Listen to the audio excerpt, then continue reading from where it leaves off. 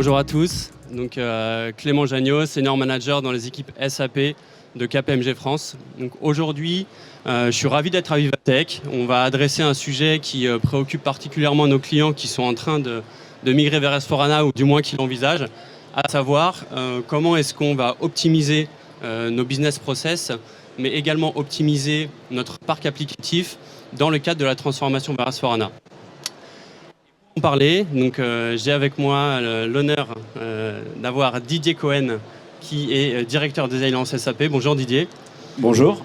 Et également Edgar Lebigot, qui est Partner Account Manager chez Linax. Linax qui a rejoint dernièrement SAP en début d'année. Bonjour Edgar. Donc, avant de rentrer dans le vif du sujet, j'aimerais faire une petite rétrospective pour parler de KPMG et SAP. D'où on vient, où est-ce qu'on est, où est-ce qu'on veut aller. Si je fais un petit peu d'archéologie, moi je suis arrivé chez KPMG il y a 4 ans. À l'époque, on était une petite équipe de 10 personnes, une dizaine de consultants sur SAP. Et de fil en aiguille, de recrutement, je dirais, organique et non organique, puisqu'on a acquis Senseo Caramba l'année dernière, on est arrivé à 75 consultants SAP au sein de notre équipe. Et plus globalement, au sein de KPMG France, on a aujourd'hui plus de 280 spécialistes sur SAP, multi-technologie. Donc on peut voir qu'on a des experts sur S/4HANA, sur Signavio, Linax, ECC, SAC, BO, etc. Et tout un panel d'offres qui s'est développé aussi au fil du temps. Notre stratégie, c'est le end-to-end chez KPMG. C'est-à-dire que les équipes SAP vont par exemple démarrer un projet, et puis lorsqu'on va arriver sur d'autres sujets qui impliquent une expertise fine qui est détenue par d'autres équipes, alors là, on passe la balle, parce qu'on estime qu'il est important pour nos clients qu'ils aient le bon professionnel spécialisé sur la bonne technologie à un point donné du projet. Voilà, et cette croissance, elle s'accompagne de résultats, puisque aujourd'hui, on est en train de signer le contrat pour être SAP Partner Edge au global. Donc voilà, ça a été fait au niveau local dans plusieurs pays. Maintenant, ça va être officialisé au niveau global. Donc ça va nous permettre d'aller plus loin dans notre collaboration avec SAP, et également d'avoir, je dirais, une démarche commerciale plus impactante auprès de nos clients et de mieux les accompagner. Pour une ambition qui est importante, notre ambition, c'est tout simplement d'être les leaders sur SAP en France. Rentrons maintenant dans le vif du sujet. Donc, comment est-ce qu'on va aider nos clients dans l'optimisation de leur processus, de leur parc applicatif au sein de leur projet de transformation? Déjà, il faut faire un focus sur le marché SAP. En France, on a 5000 instances SAP. Ces instances SAP doivent toutes être migrées vers le nouvel ERP de SAP, qui est S/4HANA, avant décembre 2027. Force est de constater qu'aujourd'hui, la plupart des clients n'ont pas migré. Et au fur et à mesure que le temps passe, la pression s'accélère. Et le nombre de projets S4 qui démarrent augmente. Mais malgré tout, on a de moins en moins de temps pour dérouler ces projets. Lorsqu'on est une grosse entreprise, on a une pression dans la mesure où on peut avoir une présence géographique importante, avec un parc applicatif qui va être morcelé, des ways of working différents dans les régions. Et il va falloir converger, trouver une certaine uniformité, à la fois d'un point de vue, je dirais, façon de travailler, business processus, mais également une architecture d'entreprise résiliente qui va pouvoir supporter cette transformation vers S/4HANA. Ces sujets, on les adresse chez nos clients, donc c'est deux volets. Donc on a un volet process et un volet application. Et pour réaliser ces transformations, nous avons deux technologies sur lesquelles nous travaillons et que nous mettons en place chez nos clients. Donc sur le volet process, on va avoir Signavio. Et sur le volet IT, qui va être, je dirais, le bras IT de Signavio, ça va être Linax. Et ces deux solutions s'intègrent parfaitement, parce que même si Linax a rejoint SAP dernièrement, ça fait déjà très très longtemps, plus d'une dizaine d'années, que les deux solutions travaillent très bien ensemble et que les équipes se connaissent très bien. Donc il y a une vraie synergie entre les équipes, ce qui faisait du sens quelque part dans ce rapprochement. Maintenant, place aux experts. Didier, je t'en prie. Merci, je ne sais pas si vous m'entendez, donc si, a priori c'est bon, donc bonjour. Je vais prendre la petite, avant de rentrer dans le vif du sujet, quoi. Donc, Didier Cohen, je suis en charge des alliances pour Signavio auprès de nos grands partenaires, donc KPMG fait évidemment partie. Et effectivement, Signavio est issu d'un rachat d'il y a à peu près 3 ans par SAP, et on est parmi les leaders du business process management. Ça fait plus de 10 ans qu'on travaille avec l'INAX, donc bien avant le rachat de Signavio et de l'INAX, et on va essayer de montrer comment l'approche à travers l'utilisation de nos solutions va permettre d'accélérer, de sécuriser les transformations métiers à travers les solutions SAP et évidemment sur l'ensemble du paysage applicatif. Lorsqu'on parle de transformation, la première étape, c'est vraiment de se demander où est-ce qu'on est. Et tant sur la partie processus que sur la partie applicative, parfois le simple diagnostic est extrêmement long et extrêmement difficile. Et pourquoi c'est important de se demander où est-ce qu'on est? C'est vraiment pour se donner un objectif et de créer quelque part ce qu'on appelle le business case, non pas sur des feelings ou vraiment des visions ou une dimension politique, mais vraiment établir sur des faits. Alors là, à titre illustratif, et c'est parfois assez loin de la réalité est parfois pire, la différence entre comment les métiers pensent que le processus est exécuté par rapport à la manière avec laquelle il a été designé et comment il est exécuté réellement est parfois très très long. Côté applicatif, j'ai pas besoin de dire, on a un certain nombre de clients communs qui ont 30 ans, qui ont utilisé les solutions, qui ont mis en œuvre des solutions SAP il y a une trentaine d'années. Et force est de constater que le ménage n'a pas toujours été fait, ce qui rend difficile la consommation de l'innovation. Une fois qu'on a dit ça, quelque part, Signavio et l'INAX, où va être l'impact? L'impact, il va être dans l'analyse, l'accélération de l'analyse de l'existant et l'accélération de l'adaptation du projet, mais aussi pas uniquement du projet. Autour de 4 dimensions. La dimension applicative, la dimension process, mais aussi la dimension data et la dimension people. Pour avoir une transformation réussie, effectivement, il faut qu'on ait un applicatif qui corresponde à la réalité. Mais la réalité est changeante. Hein. Les clients changent de stratégie, changent d'operating model. Et donc, il faut arriver à avoir cette adaptation, non pas à un moment donné, mais tout au long de la transformation et après la transformation. L'intérêt et le gain de la combinaison de Signavio et l'INAX, il est à 3 niveaux. Avant la décision de lancer le projet, pour accélérer la décision de projet et créer le business case sur des données factuelles, pendant le projet en tant que tel de transformation, en utilisant des bonnes pratiques plutôt que de repartir de la feuille blanche, en utilisant un certain nombre d'accélérateurs qui existent, en donnant de la visibilité sur l'ensemble des changements à faire. Et après la transformation, ou après le Go Live, si on parle en langage un peu plus technique, quelque part monitorer les gains et l'achievement des gains que l'on a espérés lors de la première phase. Voilà globalement comment on se positionne. Et je laisse la parole à Edgar pour parler plus spécifiquement de la partie l'INAX, le nouveau venu dans la famille.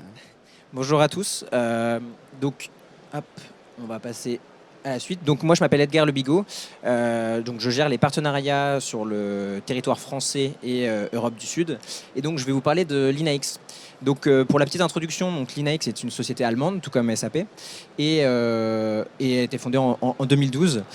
Comme mes collègues l'ont bien dit, ça fait quelques mois qu'on a rejoint la grande famille SAP, mais ça fait aussi plus de 10 ans que l'on travaille avec SAP et notamment aussi avec SAP Signavio. Et c'est une combinaison au final qui fait sens et qui est très puissante car on a pu le voir dans de nombreux projets. Ça va permettre d'avoir une vue holistique sur toutes les couches de l'architecture d'entreprise. Et donc, nous, chez l'INAX, on nous considère généralement comme le GPS de l'IT. Comme un GPS, l'idée est d'avoir une bonne vision de où l'on est et des différents itinéraires qu'on va prendre pour définir où on va aller.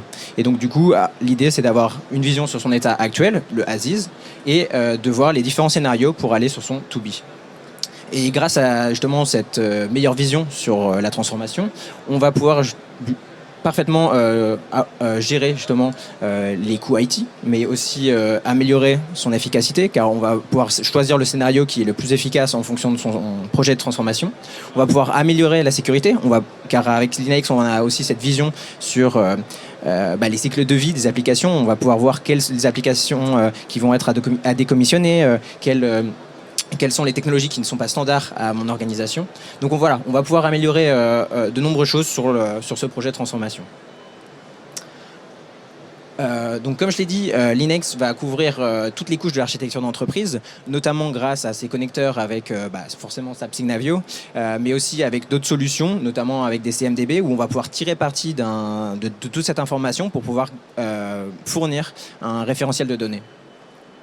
Et c'est là aussi ce qui fait la force de Linux finalement, c'est aussi la partie collaborative, parce que dans de nombreux cas, notamment dans des projets de transformation ou dans des projets IT en général, le top management a souvent une mauvaise vision de tous les projets justement qui sont en cours. Et au contraire, les architectes, eux, ont des vocations à faire des projets, mais n'ont pas tout le temps justement cette capacité à pouvoir les présenter au top management. Et donc Linux, qui nous, on propose nos solutions justement pas à la licence, mais par bloc d'application.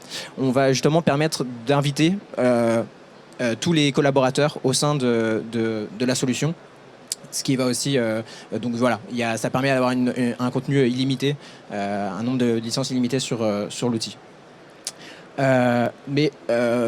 Fini de parler, peut-être on va pouvoir passer à la démonstration. On va vous montrer un petit peu comment fonctionnent les solutions, donc SAP Signavio et LinaX, autour des projets notamment de transformation S/4HANA.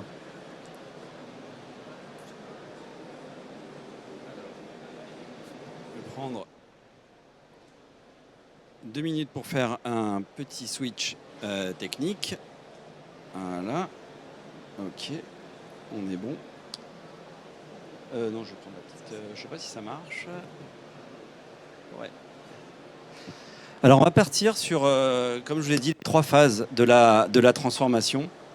Alors, là, on en a 5, hein, c'est pour faire un peu plus consulting. Mais globalement, sur la phase avant, de discovery, d'analyse, la phase pendant, le design, l'implémentation, et puis la phase après la transformation, donc qui est la phase d'opération.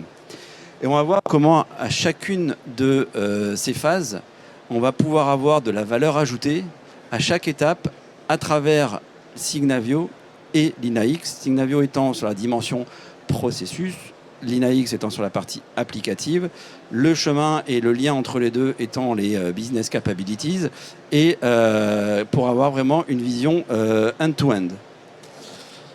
Alors, je vais juste voir si ça fonctionne. Non. Alors.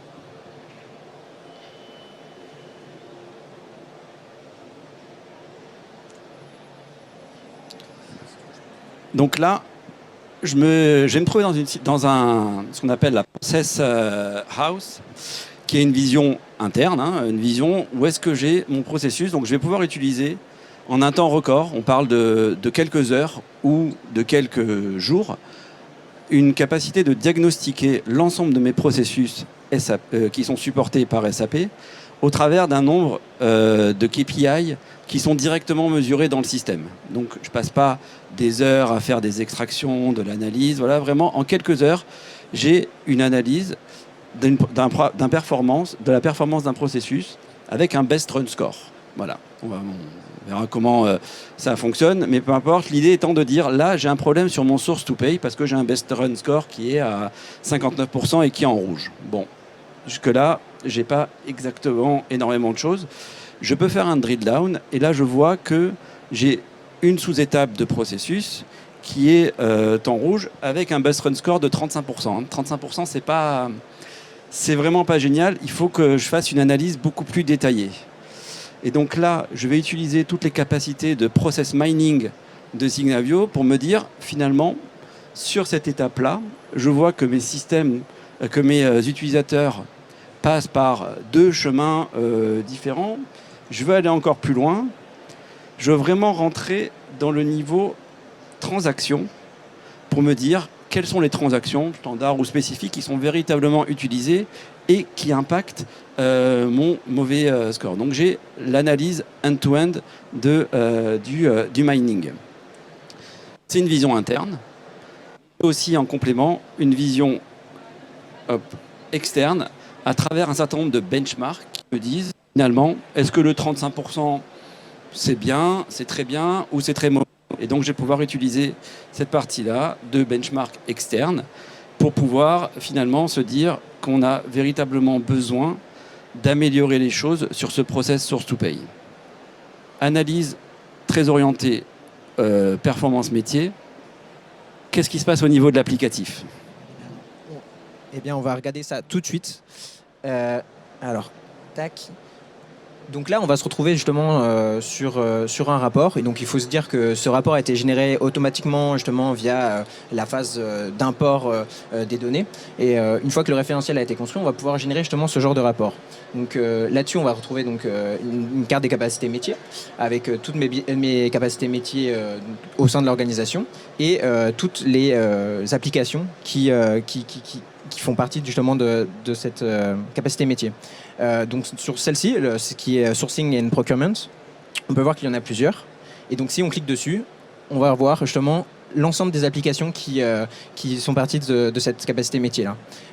Et puis, ce qui est pratique, c'est que sur cette carte de capacité métier, on va pouvoir aussi mettre en avant certains critères. Donc par exemple ici, le cycle de vie. Et donc on peut voir que si on regarde dans le futur, on a la vision actuelle des choses et la vision future. Et donc, dans la vision future, on va voir que, par exemple, l'application SAP ERP va être en fin de vie. Et donc, arrive en fin de vie à la fin de l'année. Et donc, il va falloir l'updater ou en tout cas la mettre à jour et ou la changer.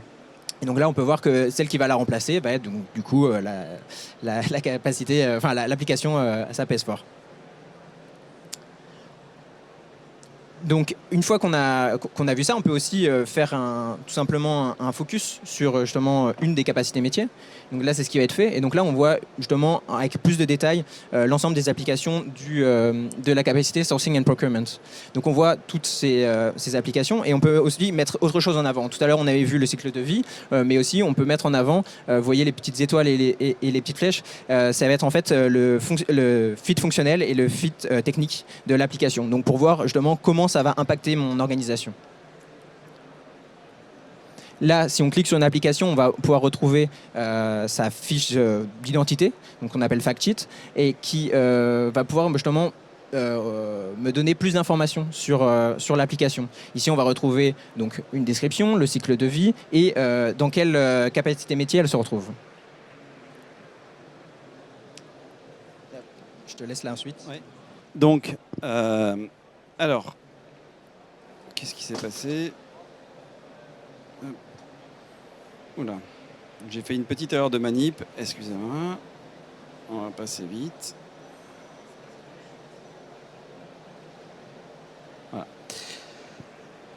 Donc là, on a eu une phase de découverte où on se dit il y a une zone d'opportunité pour améliorer le processus procure to pay. Maintenant, je veux aller un petit peu plus loin et je veux avoir une autre vision qui est finalement une vision analyse assez différente parce que l'analyse process, c'est une analyse quand même interne. Maintenant, moi, je suis patron des ventes, je suis directeur des opérations, je suis patron de l'expérience client. Ce qui m'intéresse, c'est ma vue de l'expérience client. Finalement, comment ça se passe à l'intérieur, j'ai presque envie de dire, c'est moins mon souci. Et donc, à travers Signavio, on va pouvoir modéliser l'expérience client. Donc là, on est dans un process qui est complètement end-to-end, où on engage avec des clients, on leur envoie des propositions commerciales, ils achètent, ils signent des contrats, on va installer une box ou peu importe, et derrière, ils l'utilisent. Et ce qu'on remarque à travers l'intégration d'outils d'expérience client comme Qualtrics par exemple, c'est que le client est globalement plutôt satisfait en phase amont, mais qu'on a un vrai souci lors de l'installation. Donc là, on est, peu importe le processus, on se dit au niveau de l'installation, il y a quelque chose qui ne va pas. L'intérêt de Signavio, c'est qu'effectivement, on va pouvoir avoir cet alignement-là, et on voit un premier point d'intégration avec l'INAX ici, où finalement on se dit, cette partie-là d'installation, on a un processus d'achat, c'est là où ça peine, et quelque part, c'est supporté par ces systèmes-là. Donc on a une analyse root cause end-to-end à travers l'utilisation de ces capabilities-là du côté Signavio. On va pouvoir rentrer dans le processus. On va pouvoir, à travers le mining, identifier les cas où, quelque part, ça se passe mal, parce que quelque part, s'il y a un problème à l'installation avec un lien de procurement, c'est probablement que la pièce n'était pas bonne ou la pièce était mauvaise et que l'installateur est arrivé et boum, c'était la mauvaise pièce. Et donc, on a analysé la root cause du manque de mauvaise satisfaction. On a aussi créé le business case auparavant parce qu'on avait les KPI, l'automation rate, et les consultants de KPMG seront facilement transformés. Comment on passe d'un automation rate de 30% à 60% et surtout combien ça fait gagner en euros, parce qu'à la fin c'est ça qui est important. Et quelque part on va faire l'équivalent avec l'INAX. Exactement.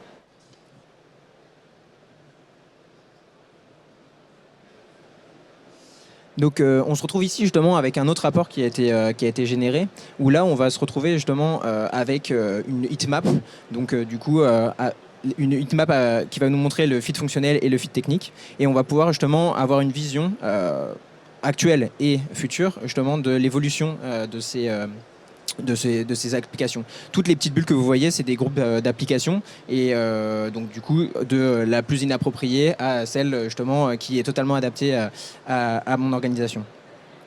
Quand on clique sur l'une de ces bulles, on voit justement les applications, et là on voit en l'occurrence justement on parlait tout à l'heure de l'application SAP ERP, donc on voit justement que celle-ci elle possède un technical fit qui n'est plus actuel, et donc du coup qu'il va falloir updater. Quand on rentre dessus, donc on voit notre fiche d'identité de l'application. On voit donc différentes informations. On l'a parlé tout à l'heure du cycle de vie. On voit que celle-ci est en fin de vie. Mais on va surtout pouvoir justement faire une analyse d'impact sur justement l'impact qu'elle va avoir sur mon organisation. Donc on peut voir ici que notre application SAP ERP, elle a un successeur qui est celui qu'on a dit tout à l'heure, qui est dans le projet, donc SAP S4. Et on peut voir aussi qu'il y a d'autres objets et d'autres process qui y sont liés. Donc là, par exemple, quand on agrandit, on voit qu'il y a un process qui est lié. C'était justement, on peut voir la relation. Et on voit c'était justement celui de procurement qui est lié. Et donc là, c'est là qui c'est intéressant, c'est qu'on va pouvoir justement voir ce process dans Signavio. Donc quand on clique sur la partie ressources, juste ici, on a justement le lien du process dans Signavio actualisé. Et donc du coup, on le retrouve juste ici. Aussi, on va pouvoir voir quelque chose qui est assez intéressant et qui est assez important pour nos clients, c'est Circle Map. Donc ici, ça fait un petit peu fouillis, mais on peut forcément filtrer pour que ça soit un peu plus lisible. Mais en gros, l'idée, c'est que si on clique sur justement une des applications qui sont là, c'est une map d'interface. On peut voir justement l'application SAP ERP, à quoi elle est liée, et donc du coup, voir justement les impacts qu'elle va avoir. Donc là, on peut voir justement, il y en a d'autres. Justement, elle est liée à des interfaces SAP ERP, à Salesforce, CRM, etc., etc.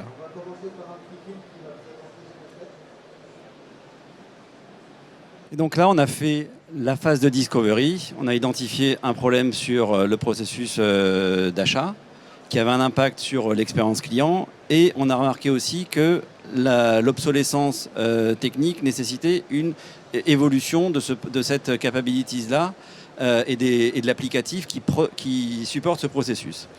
Et donc là, le projet est décidé. On démarre, on décide de basculer, de démarrer un projet S4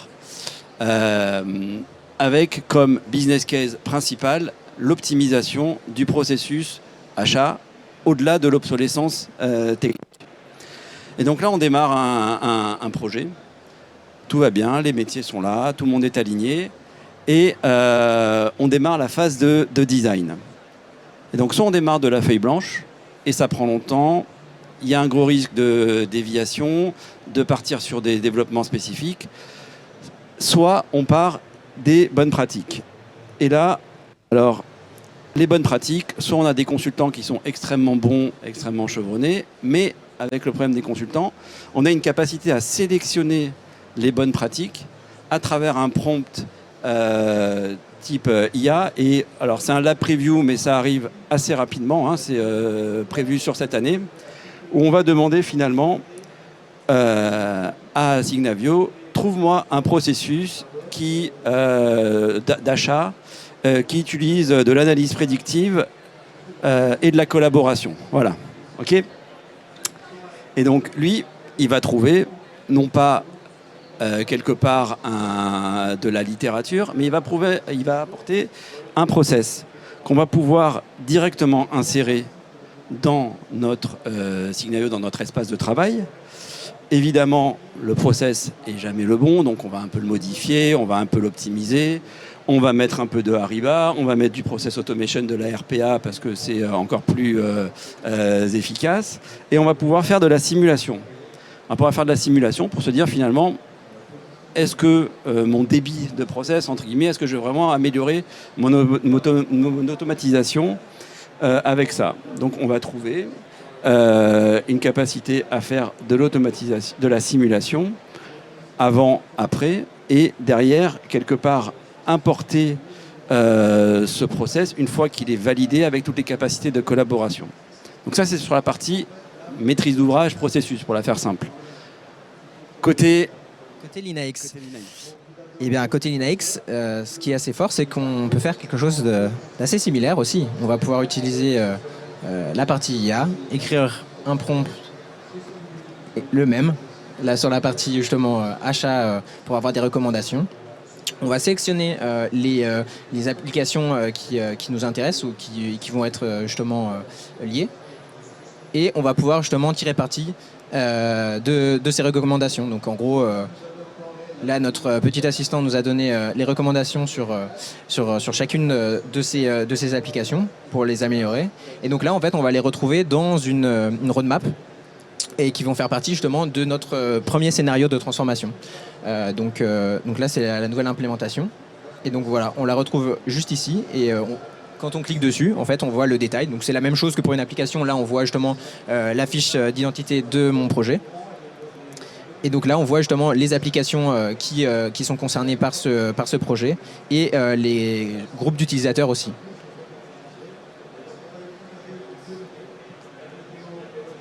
Donc voilà. Et après, en fait, ce qui est intéressant pour le management aussi, c'est de justement relier ces projets à un dashboard. L'idée, en gros, ici, c'est qu'on va avoir nos scénarios de transformation, donc qu'on a créés tout à l'heure.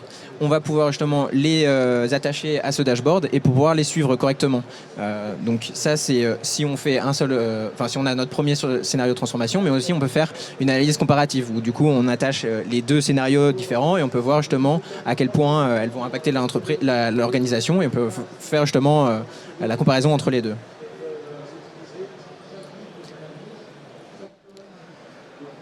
Donc là, on a fini la phase de conception, et sur la partie business et sur la partie IT.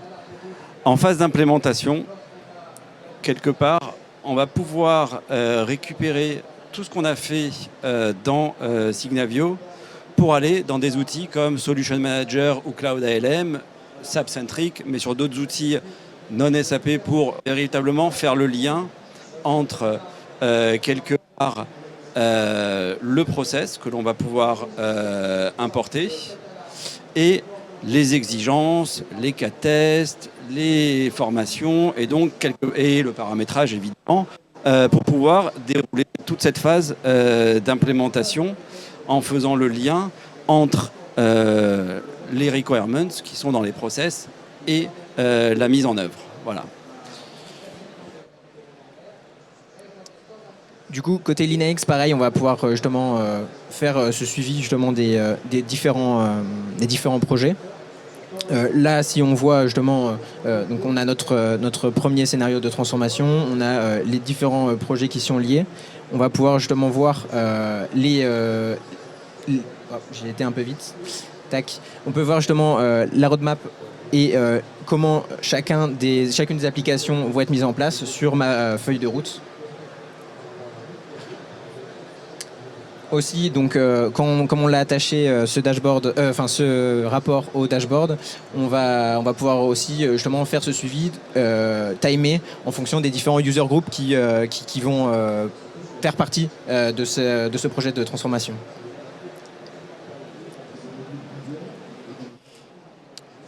Donc on a notre roadmap, on a notre plan de déploiement, on démarre le Go Live. Go Live, et effectivement, là, si tout se passe bien, c'est parfait. Et ça doit se voir quelque part dans l'impact métier. Parce que si on a fait un super projet, on doit avoir normalement un impact métier.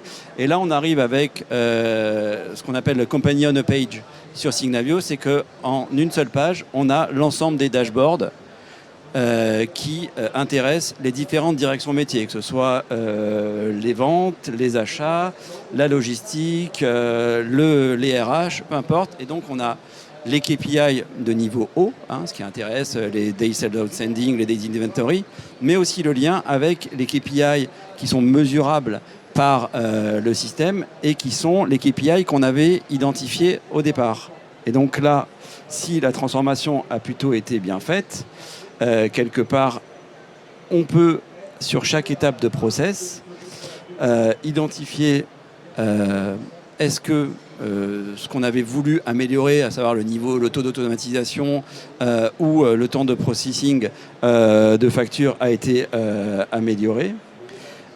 Où est-ce qu'on passe principalement dans chaque étape du process et mesurer les bénéfices. Parce qu'on s'était dit, le deal, c'est que si on passe de 30% d'automation rate à 60% d'automation rate, quelque part, les gains qui seront attendus vont être réalisés.